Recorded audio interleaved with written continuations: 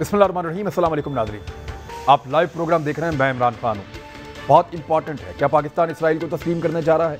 बार बार ये कहा जा रहा है कि वज़ीर-ए-आज़म पाकिस्तान का एक मुशीर वो पहुँचा है लंदन, वहाँ से उसने अपने बरतानवी पासपोर्ट का इस्तेमाल किया, तिल अल-बैब चला गया और वहाँ पर इमरान खान साहब का एक पैगाम पहुँचाया। ये खबर देने वाला आदमी जो है उसका नाम है नूर डहरी। इसका जो अगर तारुफ आप पढ़ें तो आपको बड़ा साफ पता चल जाता है ये आदमी कौन है। ये है मुस्लिम ज़ायनिस्ट। जो ज़ायनिस्ट है ना, उनकी बहुत सारी किस्में हैं, जिनको सेहूनी कहते हैं आप। इनका नुक्ता नज़र क्या है पहले ज़रा समझ लें आप। ज़ायनिस्ट वो लोग होते हैं जिनकी ये ख्वाहिश होती है या जो इस मिशन पे काम कर रहे होते हैं कि यहूदियों की एक पूरी रियासत आज़ाद खुद मुख्तार होनी चाहिए, और वो रियासत उस तरह की होनी चाहिए जिसको ग्रेटर इसराइल कहते हैं। वो रियासत उस तरह की होनी चाहिए जैसी 3000 साल पहले उनके पास थी, यानी हज़रत दाऊद अलैहिस्सलाम के दौर में, हज़रत सलमान अलैहिस्सलाम के दौर में यहूदी जिन इलाकों में रहते थे वो सारे इलाके उनको वापस किए जाए। अगर ये इलाके उनको दिए जाएँ तो फिर सऊदी अरब का एक बड़ा हिस्सा, इराक का बहुत बड़ा हिस्सा, थोड़ा सा ईरान का हिस्सा, लबनान पूरा का पूरा, मिस्र का बहुत बड़ा हिस्सा, ये बेशुमार मुल्क जो है वो फिर इसराइल का हिस्सा बन जाएंगे। इसको ग्रेटर इसराइल वो कहते हैं। उनका मैप भी जारी हो चुका है, दुनिया को पता है कि उनका मैप है, वो इस पर काम करते रहते हैं। बहरहाल अब ये खबर है कि इमरान खान साहब का बंदा गया और जाके पैगाम पहुंचा के आया इमरान खान साहब का इसराइल में। ये खबर एक ऐसे आदमी की तरफ से आई है जो बंदा खुद मुतनाज़े है। चले हम इस खबर पे यकीन नहीं करते, लेकिन इसकी तरदीद तो आए ना। इमरान खान साहब ने मुझे इंटरव्यू देते हुए कहा कि मुमकिन नहीं है कि इसराइल के साथ हम कुछ ताल्लुकात बनाएं जब तक कि फ़लस्तीनियों की एक आज़ाद और खुद मुख्तार रियासत उनकी मर्ज़ी के बगैर इंसाफ के साथ उनको नहीं मिल जाती। ये बात इमरान खान साहब ने क्लेम की कई और इंटरव्यूज़ में, लेकिन ज़्यादा नाम जुल्फ़ी बुखारी का ले रहे हैं लोग और उनके ऊपर ज़्यादा प्रोपेगेंडा हो रहा है। मामला ये है कि अगर तो कुछ नहीं हुआ तो हुकूमत को चाहिए कि इसके ऊपर आके क्लैरिफिकेशन दे, क्योंकि इस मामले से बेचैनी बढ़ती है। बजाय इसके कि कोई और हुकूमत के इमा के ऊपर या कहीं और से आवाज़ें आ रही हों, दोनों तरह की, हुकूमत को चाहिए कि वो मैदान में आए और आकर बताए कि ऐसा कुछ हुआ या नहीं हुआ। क्लियर करना है इसको। लेकिन मैं आपको एक फैक्ट जो है वो आपके सामने रख देता हूँ। कुछ फैक्ट्स हैं मेरे पास। ये डॉक्टर मूशी जेगौर एक बड़ा सीनियर आदमी है। ये 1956 से लेकर 1995 तक इसराइल के फॉरेन ऑफिस के अंदर एक ऑफिसर के तौर पे काम करता रहा। इसने एक रिसर्च पेपर लिखा है बड़ी तहकीकात के बाद, बेशुमार चीज़ों का ये खुद विटनेस है। उसके एक चैप्टर में लिखता है पाकिस्तान एंड इसराइल, इसराइल और पाकिस्तान के जो ताल्लुकात हैं उस हवाले से। इसने लिखा क्या? पहली चीज़ ये लिखता है कि इसराइल पाकिस्तान सफारती रवाबित, इसराइल ने सबसे पहली बार पाकिस्तान से 1950 में रब्ता किया था। पाकिस्तानी हुकूमत से दरखास्त की कि अफगानिस्तान में हमारे चंद 100 यहूदी हैं, उनको भारत जाने दिया जाए। पाकिस्तान नहीं माना, ये यहूदी ईरान चले गए। अब इसके बाद 14 जनवरी 1953 में वज़ीर ख़ारजा ज़फ़रुल्लाह खान और अमेरिका में इसराइली सफ़ीर अबा अबान के दरमियान न्यूयॉर्क में एक मुलाकात हुई। ये एक और रब्ता था इसराइल के साथ। वज़ीर ख़ारजा ने जो इसराइल के मशरिक़ वस्ता में घुस बैठा उस पर उन्होंने उस वक्त तनकीद की थी और पूरे आलम इस्लाम को के लिए इसको ख़तरा करार दिया। बाद में 1969 में मशरिक़ी पाकिस्तान में शदीद सैलाब आया था, जिसको अब आप बांग्लादेश कहते हैं। वहाँ शदीद सैलाब आया। इसराइल ने रेड क्रॉस के ज़रिए पाकिस्तान को इमदाद की पेशकश की। पाकिस्तान ने उसको ठुकरा दिया और इमदाद लेने से इनकार कर दिया। इसराइल के ताल्लुकात 1990 के बाद एकदम तेज़ हो गए थे। उसकी वजह क्या थी? चीन ने इसराइल को तस्लीम कर लिया था 1992 में, और इंडिया ने सफारती ताल्लुकात जो हैं वो बहाल कर लिए थे इसराइल के साथ मुकम्मल तौर पे। तो इस वजह से इसराइल ने फिर एक मिशन शुरू किया कि पाकिस्तान को किसी तरह से ऐसा मजबूर किया जाए कि वो इसराइल को तस्लीम करे। 1990 की दहाई में इस किस्म की इतलात आना शुरू हुई कि पाकिस्तान इसराइल के साथ ताल्लुकात इस्तेवार करना चाहता है। इसकी पहली मिसाल 31 जनवरी 1992 को अमेरिका में पाकिस्तानी सफ़ीर आबदा हुसैन साहिबा ने एक इंटरव्यू दिया। याद रखिएगा, 31 जनवरी 1992 को इंटरव्यू दिया था, और इंटरव्यू में उन्होंने कहा था पाकिस्तान की जो उन्होंने कहा था अगर इसराइल के साथ जो वो फ़लस्तीनी बात कर सकते हैं, अगर भारत ताल्लुकात इस्तेमाल कर सकता है तो पाकिस्तान क्यों नहीं कर सकता। इस बात का उस वक्त के वज़ीर-ए-आज़म नवाज शरीफ साहब ने कोई नोटिस नहीं लिया, बिल्कुल मना नहीं किया। और वो जब तक नवाज शरीफ साहब वज़ीर-ए-आज़म रहे तकरीबन तब तक आबदा हुसैन साहिबा अमेरिका में पाकिस्तान की सफ़ीर भी रही। 1992 में उस वक्त के सेक्रेटरी ख़ारजा शहरयार की अमेरिकी कानून साज जो हैं उनके ज़रिए से, जो सेनेटर हैं उनके ज़रिए से मुलाकात हुई सेक्रेटरी ख़ारजा से जो इसराइल का था, और उन्होंने ये भी कहा इसमें کہ ہم امریکہ میں یہودی آرگنائزیشن سے ملاقاتیں کر سکتے ہیں۔ اچھا، 16 دسمبر 1992 کو جاپان میں وزیر اعظم پاکستان نواز شریف صاحب موجود تھے اور اسرائیلی وزیر خارجہ شمعون پیریز جو ہے وہاں پہ موجود تھا۔ ملاقات کی کوشش ہوئی، لیکن اس وقت ذکی صاحب نے، جو میاں نواز شریف صاحب کے جو ایک ساتھ موجود تھے، ان کے وفد کے اندر ایک ساتھی، تو انہوں نے یہ کہا کہ یہ مناسب نہیں ہے، یہ ملاقات بعد میں کی جا سکتی ہے اور سوئٹزرلینڈ میں کی جا سکتی ہے، تو اس لیے وہ ملاقات اس دن نہیں ہو سکی تھی۔ اسرائیل نے 1992 میں نواز شریف صاحب کے دور میں ہی سیکورٹی کونسل میں غیر مستقل ممبرشپ کے لیے پاکستان کی حمایت کی تھی۔ نواز شریف صاحب کا دور تھا، یاد رکھیے گا۔ 17 مارچ 1993 کو اقوام متحدہ میں پاکستانی سفیر جمشید مارکر اور اسرائیلی وزیر اعظم کے درمیان ایک ملاقات ہوئی تھی۔ 2 نومبر، اچھا یہ تو ہو گیا نواز شریف صاحب کا دور جو میں آپ کو بتا رہا ہوں کہ اس دور میں کیا کیا ہوا۔ اچھا، اس دور میں ایک کام اور بھی ہوا، اس میں جو لیبیلر ایک 12 سے 16 فروری 1993 کے دوران ورلڈ جوش کانگریس کے نائب صدر تھے یہ، اور یعنی جو یہودیوں کی کانگریس ہے اس کے نائب صدر تھے، جو دنیا میں یہودیوں کی سب سے بڑی تنظیم ہے اس کے نائب صدر تھے، اور ان کا نام تھا لیبیلر۔ یہ اسلام آباد آ گئے 4 دن کے لیے، اور 4 دن 12 سے 16 تک یہ اسلام آباد رہے۔ ان کے لیے اسپیشلی سیدہ عابدہ حسین امریکہ سے آتی ہیں پاکستان اور اسلام آباد آتی ہیں، اور پھر ان کی ملاقات کرواتی ہیں اس وقت کے وزیر اعظم نواز شریف صاحب کے بھائی شہباز شریف صاحب سے۔ اچھا، اس کے بعد بھی ملاقاتوں کا سلسلہ جاری رہا، یعنی بے نظیر بھٹو صاحبہ نے بھی مبینہ طور پہ اسرائیلی وزیر اعظم سے ملاقات کی، لیکن وہ بعد میں انہوں نے کہا میں نے نہیں کی۔ نواز شریف صاحب نے کچھ وفد بھیجے، اور اس بیچ میں اسرائیلی میڈیا کے مطابق بہت مرتبہ پاکستانی سفارتکاروں اور اسرائیلی سفارتکاروں کے درمیان ملاقاتیں ہوتی رہی ہیں۔ اب اس کے بعد جو 29 اکتوبر 1998 نواز شریف صاحب کا اگلا دور، اس میں اسرائیلی صدر اور پاکستانی صدر رفیق تارڑ کے درمیان ترکی میں ایک ملاقات ہوئی، اور اس میں اسرائیلی میڈیا نے اس دن رپورٹ کیا تھا کہ صدر رفیق تارڑ نے بعد میں ہاتھ ملاتے ہوئے ترکی کے جو صدر ہیں، اسرائیل کے جو صدر ہیں، اس کو یہ کہا کہ ایک دن ہم دوبارہ ملیں گے۔ بہرحال اس کے بعد ان کی حکومت چلی گئی، وہ دوبارہ نہیں مل پائے۔ کئی خواب ایسے ہوتے ہیں جو پورے نہیں ہوتے۔ مشرف صاحب کے دور میں بھی اسرائیل کے ساتھ معاملات چلتے رہے، اور 1 ستمبر 2005 کو استنبول میں خورشید قصوری اور اسرائیلی وزیر خارجہ جو ہیں ان کے درمیان ایک ملاقات ہوئی۔ 17 ستمبر 2005 کو جنرل پرویز مشرف صاحب نے امریکی دورے کے دوران یہودی آرگنائزیشن کے ایک ڈنر میں شرکت کی۔ اب ہوا کیا ہے؟ مریم نواز صاحبہ نے ایک دفعہ پھر بہت بڑی غلطی کر دی ہے۔ میں آپ کو کئی دفعہ بتا چکا ہوں کہ مریم نواز صاحبہ کی غلطیوں کی وجہ سے نواز شریف صاحب نے بڑا نقصان اٹھایا۔ اب انہوں نے ایک اور غلطی کر دی۔ انہوں نے کیا یہ کہ یہ جو صحافی ہے نور دیری، اس نے جو انٹرویو دیا I-24 کو، اس کا صرف ابتدائیہ سمجھ کے مریم نواز صاحبہ نے کہ جی عمران خان کا ایک بندہ جا کے یہودیوں کے ساتھ مل کے آیا اور عمران خان کا پیغام دے کے آیا اسرائیل میں، تو مجھے پولیٹیکلی یہ چیز سوٹ کرتی ہے، فوراً ٹویٹ کر دیا۔ لیکن تھوڑی دیر بعد لوگوں نے بتایا میڈم پورا تو سن لو، وہ آگے کیا کہہ رہا ہے؟ وہ آگے کہہ رہا ہے کہ نواز شریف بھی 2 ڈیلیگیشن بھیج چکا ہے اور رابطوں میں رہا ہے۔ تو نواز شریف صاحب کیا کچھ کر چکے ہیں وہ تو میں نے آپ کو سارا کچھ بتا دیا، اسرائیل کے ساتھ کتنے اچھے تعلقات ان کے تھے۔ تو یہ پھر مریم نواز صاحبہ نے اس کو فوراً ڈیلیٹ کر دیا۔ لیکن مریم نواز صاحبہ اتنی جلدی ٹویٹ کر دیتی ہیں ایسی چیزوں کو، انہوں نے 2 لیٹر ان کے پاس پڑے ہوئے ان کو ٹویٹ نہیں کیا۔ اب وہ لیٹر بھی آپ کو اگر دکھا سکتے ہو آپ دکھا دیں ہم، جو نریندر مودی نے ان کے والد گرامی کو لکھا ہے، جس میں وہ لکھ رہے ہیں کہ بڑا افسوس ہے آپ کی والدہ کے انتقال کا، اور بڑی بڑی اچھی یادیں ان کے ساتھ وابستہ ہیں، اور میرا دل بھرا ہے اس بات سے۔ تو میاں نواز شریف صاحب کو ایک لیٹر لکھا، اور پھر دوسرا لیٹر لکھا اسلام آباد میں جو انڈین ہائی کمیشن ہے اس کے آفیسر نے، اور اس نے گورو، اس نے یہ کہا مریم نواز صاحبہ کو کہ ہم نے ایک خط لکھا ہے سابق پرائم منسٹر کو یہ ان تک پہنچا دیجیے گا ہمارا پیغام۔ تو یہ 2 لیٹر مریم نواز کے پاس آئے، 11 تاریخ کو آئے، 11 دسمبر کو۔ ان کو انہوں نے ٹویٹ نہیں کیا، ان کے بارے میں انہوں نے کچھ نہیں کہا، یا ان کا جو جواب ہے وہ انہوں نے نہیں بتایا۔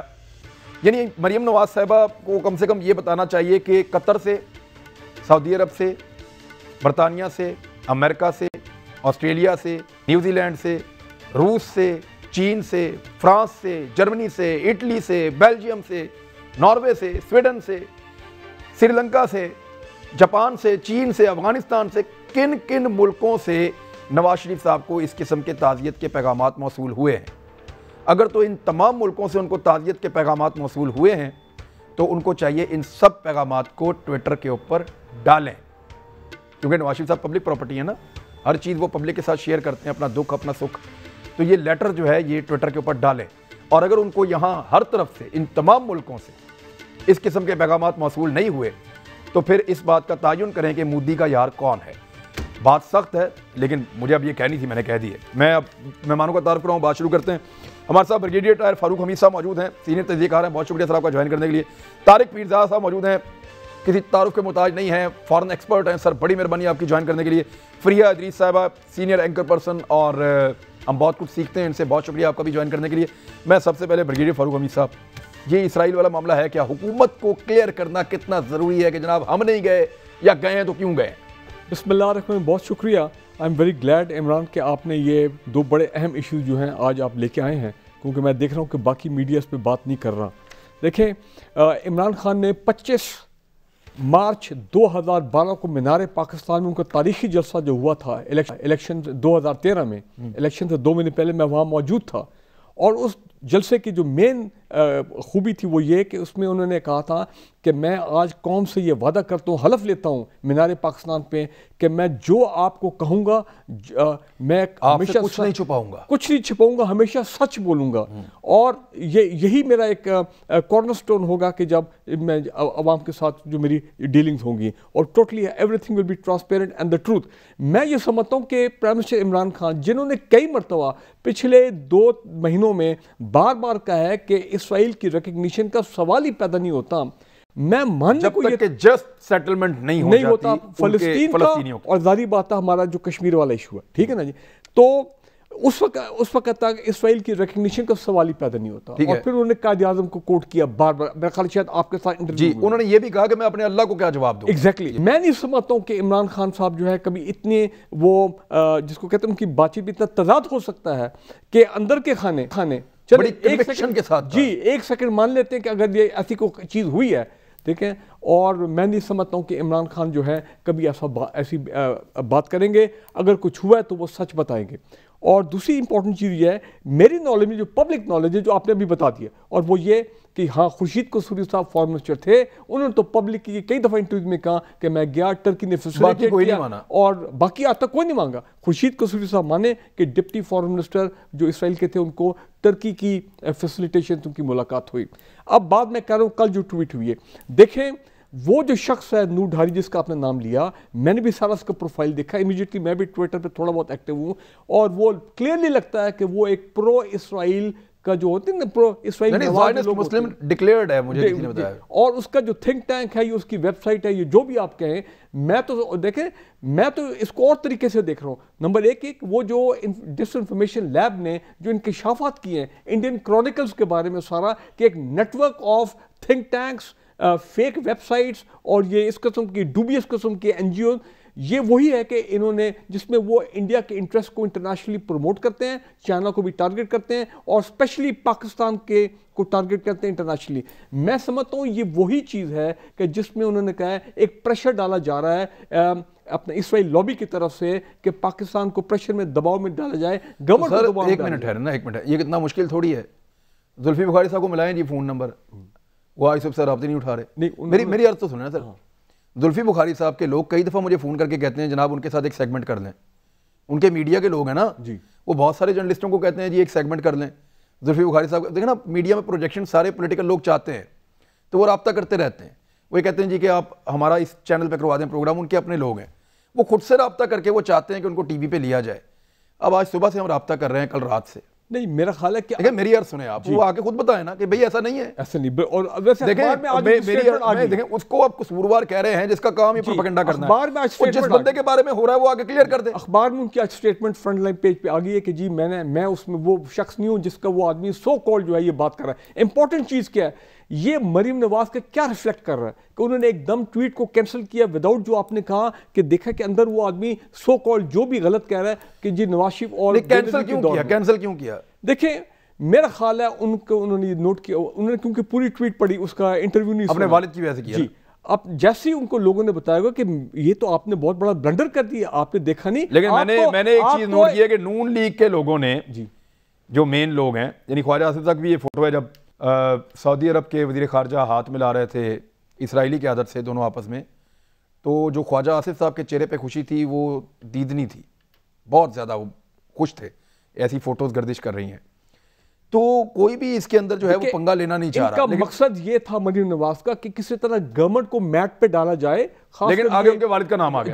چلیں آگے والد کا، لیکن میں یہ کہہ رہا ہوں ایک جملہ، یہ کیا ریفلیکٹ کرتا ہے ان کی کہ یہ آپ کے جو لیڈر بن رہی ہیں، یہ ان کی ڈیپتھ ہے، یہ ان کی لیول آف میچورٹی ہے، یہ ان کی لیول آف انسائٹ ہے کہ ان کو معلوم ہی نہیں کہ وہ کیا بلنڈر کر رہی ہیں، اور پھر لوگوں نے بتایا 3 منٹ میں ٹویٹ کے کینسل کر دیا. ہاں وہ انہوں نے پڑھ دیا ہے، چیزیں سن لیا اس کو، ٹھیک ہے اس کی ڈیٹیل میں آگے میں نہیں دوسرے سارا پھر آپ ہی بات کر دیں سر، باقی لوگ بھی اس پہ ان کی بھی رائے لیں. ایک بریک لے کے واپس آتے ہیں، پھر بات کرتے ہیں. ناظرین ہمارے ساتھ ہی رہیں.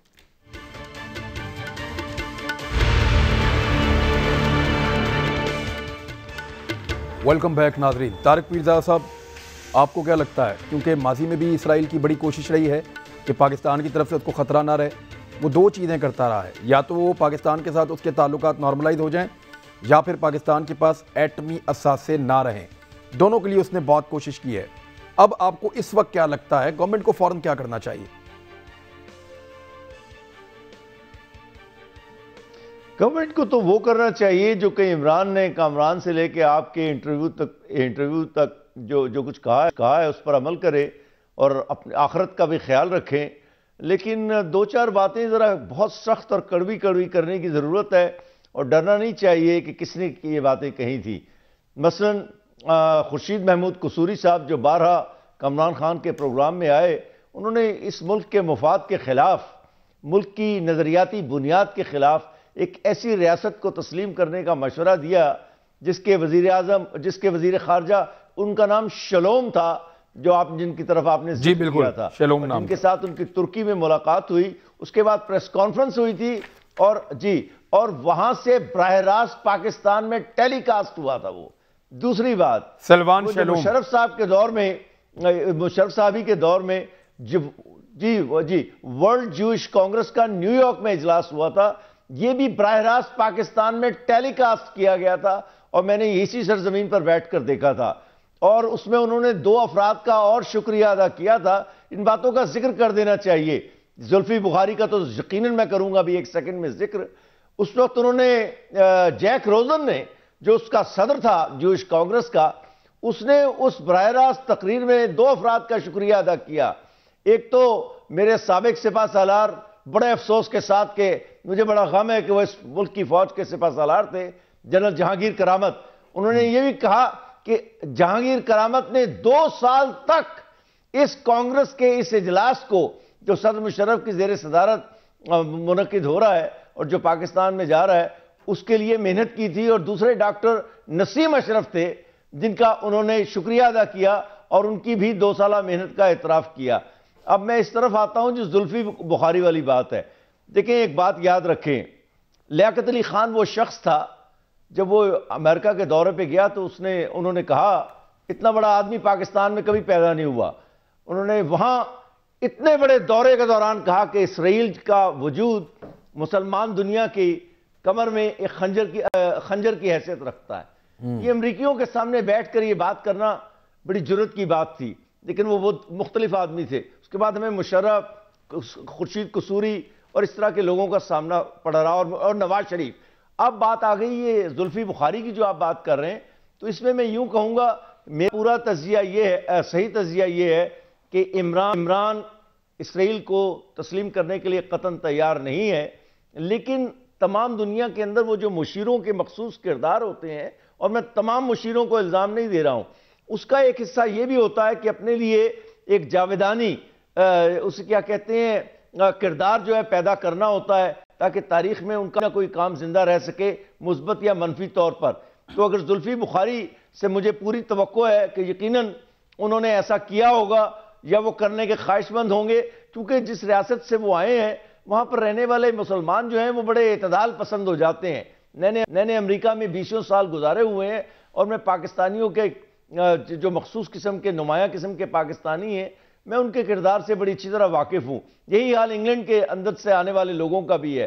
تو مجھے پورا یقین ہے کہ عمران خان کے بعض مشیر، صرف زلفی ہی نہیں، یقیناً اس طرف ان کی دلچسپی ہوگی. لیکن ایک بات میں آخر میں کہتا چلوں، وہ بڑی ضروری ہے یہاں پاکستان میں یہ بہت زیادہ پھیلائی گئی ہے بات کہ اسرائیل کے ساتھ اگر تعلقات قائم نہ ہوئے تو پاکستان کو نہ جانے کن خوفناک نتائج کا سامنا کرنا پڑ سکتا ہے. آپ کو یاد ہے یہ شجاعت صاحب ایک دفعہ علاج کرا کر جرمنی سے واپس آئے تھے, تو انہوں نے اس زمانے میں, یہ مشرفی کے شاید دور تھا, مجھے صحیح طرح یاد نہیں ہے, انہوں نے آ کر کہا کہ اگر ہم نے اسرائیل کو تسلیم نہ کیا تو نہ جانے کیا ہو جائے گا, اسی طرح کے الفاظ تھے.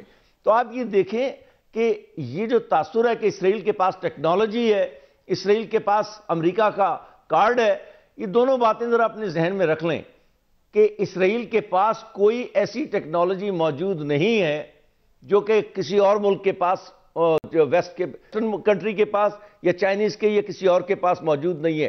چنانچہ یہ جھوٹ جو ہے اب بہت عرصے پہلے کھل چکا ہے. مثلا میں آپ کو ایویکس کی مثال دے دیتا ہوں. پاکستان کے پاس ایری آئی ایویکس پلینز ہیں, اسی طرح چینی کراکرم ہے. ان دونوں کو سامنے رکھیں اور وہ جو فیلکن انڈیا کے پاس ہیں, کوئی فرق نہیں پڑے گا. ایک بات. دوسری یہ ٹھیک ہے سر, میں آتا ہوں واپس آپ کے بعد. اسرائیل پاکستان کو تجارتی طور پر کیا فوائد دے سکتا ہے, ذرا سے ایک لفظ کہہ دوں, ایک لفظ کہ وہ تجارتی طور پر کیا دے سکتا ہے. آپ مثال لے لیں امارات کی. امارات $1 ٹریلین کی ان کی انویسٹمنٹس ہیں, وہ اسرائیل کو فائدہ دیں گی, لیکن اسرائیل پاکستان کو مالی طور پر, تجارتی طور پر کوئی فائدہ پہنچانے کی پوزیشن میں نہیں. ٹھیک ہے چلیں, میں معذرت چاہتا ہوں, تھوڑا سا لیٹ آپ کے پاس آ رہا ہوں, لیکن مجھے یہ بتائیں کہ بطور صحافی, سینئر صحافی کے طور پہ آپ باخبر صحافی ہیں, اسلام آباد میں آپ موجود ہیں, کیا آپ کسی کنفیوژن کا شکار ہیں میری طرح, یا آپ کے دماغ میں کم سے کم کلیئرٹی ہے اس وقت؟ کنفیوژن پہ بھی میں آتی ہوں عمران صاحب. ایک تو پہلے میں آپ کو یہ بتانا چاہ رہی ہوں کہ زلفی بخاری صاحب نے ڈینائی کیا اس خبر کو, اور وہ یہ کہہ رہے ہیں کہ media which is clearly Indian and Israeli sponsored and shows the opposition matters, وہ ان کے بارے میں یہ کانٹروورسی پھیلا رہا ہے. انہوں نے میڈیا کو کہا ہے کہ وہ جوئش انفلوئنسڈ ہے اور انڈین انفلوئنسڈ ہے, اور فیک نیوز کا ایک سلسلہ ہے جس کی وجہ سے میرے بارے میں یہ خبر پھیلائی جا رہی ہے. یہ انہوں نے ایک سٹیٹمنٹ میں کہا ہے. انفلوئنس کیسے, وہ تو انہی کا میڈیا جو کہہ رہا ہے, میڈیا ہے ہی ان کا جو کہہ رہا ہے. ایک اور ٹاپ, یہ ان کی سٹیٹمنٹ ہے, I am only the messenger. ایک اور ٹاپ سورس ہے گورنمنٹ کے, انہوں نے بھی اس کی قطعاً تردید کر دی ہے. انہوں نے کہا کہ بالکل غلط بات ہے, اور وہ اس کو جوڑ رہے ہیں کہ جو ہمارے خلاف ایک سازش ہو رہی ہے انٹرنیشنل کانسپریسی, اس میں ہی یہ خبر بھی ڈالی گئی ہے, اس کا کوئی حقیقت سے تعلق نہیں ہے. یہ تو ان کا پوائنٹ آف ویو ہے, میں صرف آپ تک پہنچا دیا. لیکن میرا جو سوال ہے, جو آپ نے بات کی کنفیوژن کی, وہ یہ ایک حیرت کی بات ضرور ہے کہ جب سے یہ والی گورنمنٹ آئی ہے تو ایک دم سے یہ خبریں کیوں آنا شروع ہوئی ہیں, اور کہاں سے رہی ہیں. آپ سب کا سورس دیکھ لیں. آپ کو یاد ہوگا جس وقت اوتھ لیا تھا پرائم منسٹر عمران خان نے, اس وقت ایک اسرائیلی طیارے کی خبر آ گئی, اس کی گوگل میپ دے دی. آتی ہمیشہ یہ وہ ہارٹ سے آئی تھی, ہارٹس جو ان کا اخبار ہے اسرائیلیز کا. اس کے بعد ابھی بھی جو یہ خبر آئی ہے یہ جوئش کرونیکل سے سب سے پہلے یہ چھپی ہے, اور ہمیشہ وہیں سے آتی ہے. اور آپ کو اگر نیٹ ورک سمجھنا ہے نا جھوٹی خبروں کے فیک نیوز میں, اب اگین یہ میری انفارمیشن نہیں ہے, یہ ایک رائے ہے, اس میں بڑا ایکسل کرتی ہے جوئش لابی. یہ تو ہم سب جانتے ہیں کہ کس طرح پوری دنیا میں انفارمیشن پہ انہوں نے قبضہ کیا ہوا ہے. سو یہ ہو سکتی ہے ایک بات کہ آپ کنفیوژن پھیلائیں, ایک خبر چھوڑ دیں, اس کے بعد دیکھیں کہ ریاکشن کیا آتا ہے, کیونکہ یہ بات سمجھنا بہت ضروری ہے. اور یہ بات میں رہنے کے بعد برطانیہ میں بھی اور یہاں پر بھی, اور ان کے سینٹیمنٹ جان کے ادھر کے بھی جانتی ہوں کہ شاید پاکستانیوں کو, ہمیں تو یہ تاثر دیا جائے نا, جیسے ابھی طارق پیرزادہ صاحب کہہ رہے ہیں ہمیں ہم نے نہیں مانا تو پتہ نہیں کیا ہو جائے گا, اوہو پہاڑ ٹوٹ پڑے گا پاکستان پہ. اگر آپ غور سے دیکھیں تو پاکستان کو کوئی فرق پڑنے والا نہیں ہے. جو یہ لوگ بات کرتے ہیں وہ ایک دوسری بات بھی کرتے ہیں, یہ تمام جو دانشور ہیں وہ یہ بھی کہتے ہیں کہ پاکستان تو کوئی بڑی قوت ہی نہیں ہے, ہم تسلیم کریں نہ کریں اس سے کوئی فرق نہیں پڑتا, جھگڑا تو کسی اور کا تھا, ہمیں کیا مسئلہ ہے. اگر اتنا ہمیں مسئلہ نہیں ہے تو ہم پہ اتنا پریشر کیوں ہے. مسئلہ یہ ہے, اینڈ آئی ایم سیئنگ دس پورے وثوق سے آپ کو بتا رہی ہوں, کہ جتنا اسرائیل کو تکلیف ہے ریکگنائز نہ ہونے کی, انہیں اور کسی بات کی تکلیف نہیں ہے. جو پوری ایک جوئش لابی ہے, جو ایک پوری زائنسٹ لابی ہے, اس میں تسلیم ہونا ایک بہت بڑی سعادت ہے, ایک بہت بڑی جگہ ہے جہاں آپ نے پہنچنا ہے. آپ دیکھیں first world war, second world war, تانے بانے ملتے ہیں اسرائیل کی کریشن کے. سو ان سب کا وہاں تک مسئلہ پہنچتا ہے. پھر جو ایک اور ہم بات ہے, ایک بات میں مجھے کم سے کم کنفیوژن نہیں ہے, اور وہ ہے پرائم منسٹر عمران خان کے اس حوالے سے جو رائے ہے. ان کا موقف تو ٹھیک ہے, سے آپ بھی وہاں پہ موجود تھے عمران خان صاحب, ان کا پوائنٹ آف ویو آپ نے ان سے انٹرویو میں بھی کیا آئی تھنک, اور جو اس کو گہری طور پہ وہ سمجھتے ہیں, وہ کوٹ کرتے ہیں یہ جو جناح کی سٹیٹمنٹ ہے اکتوبر 12, 1945 کی, اور یہ بڑی ضروری ہے سمجھنے کے لیے. جناح کہتے ہیں every man and woman of the Muslim world will die before Jews sees Jerusalem, اور انہیں جیوز کا ورڈ یوز کیا ہے وہاں پر, اور وہ یہ بات سمجھنے کے لیے ضروری ہے کیونکہ اس کا بیک گراؤنڈ یہی ہے کہ ریکگنیشن نہیں ہے. ریکگنیشن کے آگے اسرائیل کے بہت بڑے آگے کے عزائم ہیں. انہوں نے صرف فلسطینینز کے اوپر قبضہ نہیں کیا, ان کا قبضہ ابھی بڑی آگے تک جانا ہے. And Jinnah being the leader he was, جو کہ بڑی دور تک دیکھ سکتے تھے, انہوں نے اس وقت جو پہلا, ابھی آپ نے پورا بڑا تفصیلاً بتایا, ویری انفارمیٹیو, کہ کیسے کیسے رابطے ہونے کی کوشش کی گئی ہے کرنے کی. محمد علی جناح کی زمانے میں سب سے پہلا رابطہ کرنے کی کوشش کی تھی, جس کا کوئی جواب نہیں ملا تھا اسرائیل کو, اور انہوں نے بعد میں یہ کہہ دیا کہ وہ بیمار تھے اس لیے جواب نہیں دیا. But on principle Jinnah said کہ ہم نہیں ریکگنائز کریں گے اسرائیل کو. انہوں نے یہ بھی کہا تھا کہ میں امید کرتا ہوں کہ کبھی نہ کامیاب ہوں اپنی ان ڈیزائنز میں جو کہ جیوز کے ہیں اسرائیل کے حوالے سے اور باقی دنیا کے حوالے سے. اور انہوں نے اسی بات کی طرف اشارہ کیا تھا کہ جو گریٹر اسرائیل بنانے کا خواب ہے, مسجد اقصیٰ گرانے کا خواب ہے, کیونکہ اصل یہ صرف ایک سٹیپ ہے ریکگنیشن. اس کے بعد آپ نے وہاں پر مسجد اقصیٰ کو گرانا ہے, جس سے بابری مسجد سے تھرڈ ٹیمپل بنائیں گے, تھرڈ ٹیمپل بنانے کے بعد گریٹر اسرائیل بنائیں گے. بلکہ جو سعودی بادشاہ ہے ولی عہد ہے, انہوں نے نیوم کے نام سے ایک شہر بھی ان کو گفٹ کرنے کے لیے بنا رہے ہیں جیوز کے ساتھ مل کر, اور اس شہر میں وہ تمام چیزیں ہیں جو دجالی فتنے کے بارے میں بتائی گئی ہیں. چلو ایک بریک لیتے ہیں, بریک کے بعد واپس آتے ہیں. ایک کوئک سیشن ہوگا, تینوں مہمانوں سے ایک سوال کروں گا, چھوٹا چھوٹا جواب لیں گے بریک کے بعد.